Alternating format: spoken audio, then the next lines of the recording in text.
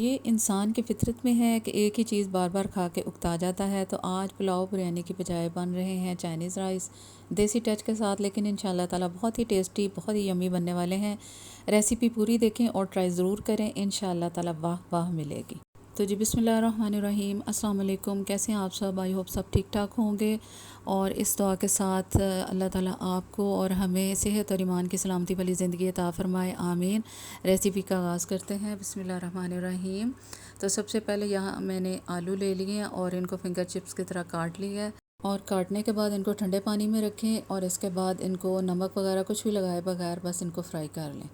और अब इसी ऑयल में से मैंने गरम ऑयल ले लिया है। 2-3 टेबलस्पून ऑयल शामिल करूँगी कढ़ाई के अंदर।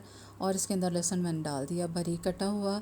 इसको हल्का सा सौते करना है और इसके बाद इसके अंदर मैंने टमाटर डाल देने हैं, जो बारीक कटे हुए टमाटर हैं छोटे छोटे चॉप करके। और इसके साथ सब्ज़ मिर्चें 2 वो भी चॉप करके शामिल कर दी हैं। अब ये चिकन क्यूब मैंने एक ले लिया, इसमें से आधी अभी हम इसमें शामिल करेंगे, आधी बाकी के लिए बचा के रख लेंगे। ये कुछ टमाटर मैंने लंबे काट के रखे हैं, ये बाद में हम शामिल करेंगे। एक छोटी शिमला मिर्च मेरे पास थी, इसको भी मैंने लंबे काट लिया है इस तरह। और ये बंद गोभी भी बारीक बारीक काट ली है। अब ये टमाटर जो हैं वो नरम हो चुके हैं और चिकन क्यूब इसके अंदर अच्छी तरह से मिक्स हो गई है। इसके अंदर मैंने बंद गोभी डाल दी है।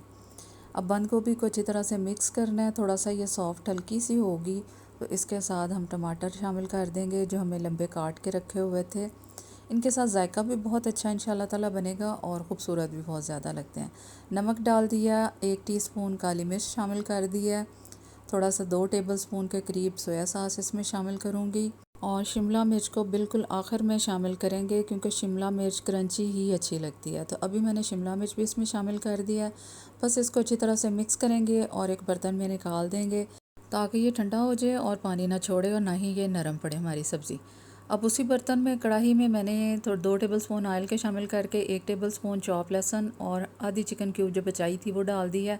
इसके साथ हमने पानी डाल दिया, नमक डाल दिया, थोड़ी सी काली मिर्च शामिल की है। और इसके बाद मैंने यहाँ पर मैक्रोनी डाल लें, पास्ता डाल लें, किसी भी किस्म का जो आपको पसंद है वो शामिल कर दिया है। उसके बाद चावल शामिल कर दिए हैं और पानी उतना ही शामिल करें जितना चावलों के लिए हम शामिल करते हैं। बहुत मामूली सी मिकदार में अगर आप डालना चाहते हैं तो डाल लें। उसी पानी के अंदर ये हमारी मैक्रोनी या पास्ता गल जाएगा।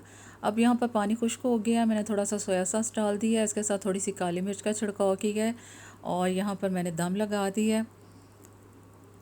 और दम जैसे ही खोलना है तो उसके ऊपर हम सब्ज़ी डालेंगे और इन सब्ज़ियों को अच्छी तरह से मिक्स करेंगे और बस ये आपकी चाइनीज़ राइस ज़बरदस्त तैयार हैं। गर्मा गर्म फ्रेश लुक, बहुत ही मज़ेदार और माशाल्लाह से देखने में भी बहुत ही खूबसूरत और फ्रेश लग रहे हैं। तो गर्मा गर्म बहुत ही मज़ेदार चाइनीज़ राइस जल्दी से सर्व करें, छोटों बड़ों सबकी वाह सुने और चैनल को जल्दी से सब्सक्राइब कीजिए।